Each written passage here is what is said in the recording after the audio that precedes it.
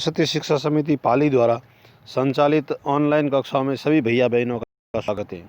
प्यारे भैया बहनों, आज हम 10 पढ़ने जा रहे हैं जिसका नाम है नए साम्राज्य और राज्य।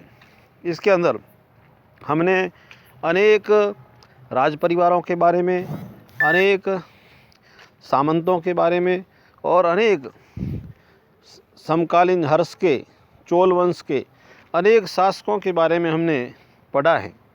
उसके अंदर उस समय के जो शासक होते थे वह लंबी लंबी सेनाएं रखते थे, बहुत बड़ी भारी मात्रा में युद्ध के लिए घोड़े, हाथी रखते थे और उनके माध्यम से वो युद्ध करके अपने साम्राज्य का विस्तार भी करते थे।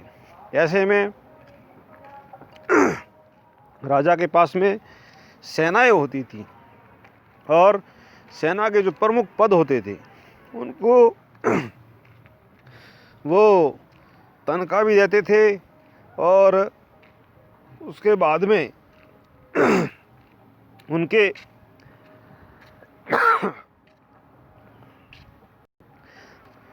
जो इनकम का जो स्रोत होता था उससे वो सेना का संचालन चल के अपनी व्यवस्थाओं को चलाते थे। इसके अंदर जानकारी हमें प्राप्त होती है कि उस समय जो सेनाएं होती थी उसके अंदर हाथी होते थे, घोड़े होते थे, अनेक प्रकार के शस्त्र की व्यवस्था होती थी।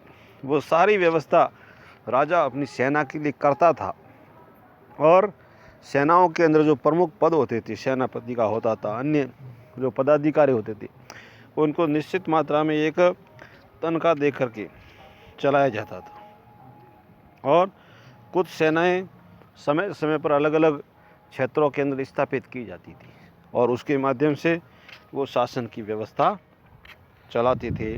अनेक प्रकार के संगीत के हैं, चित्रकला के हैं, गोपनीय विभाग के हैं, अनेक प्रकार के महकमे होते थे जो सेना के संचालन में भी कार्य में मदद करते थे। उसके बाद में अन्यंत्र की अब हम बात करें तो लगातार 1400 साल पहले पैगंबर मोहम्मद ने इस्लाम धर्म की स्थापना की और इस्लाम के प्रचार को आगे बढ़ाते हुए अरब से जो इस्लामिक वाद की शुरुआत हुई वो देश के अन्य क्षेत्रों के अंदर भी फैली और अल्लाह को सर्वोपरि मान करके वह इस्लाम धर्म का प्रचार ईसाई धर्म की भांति करने लगे।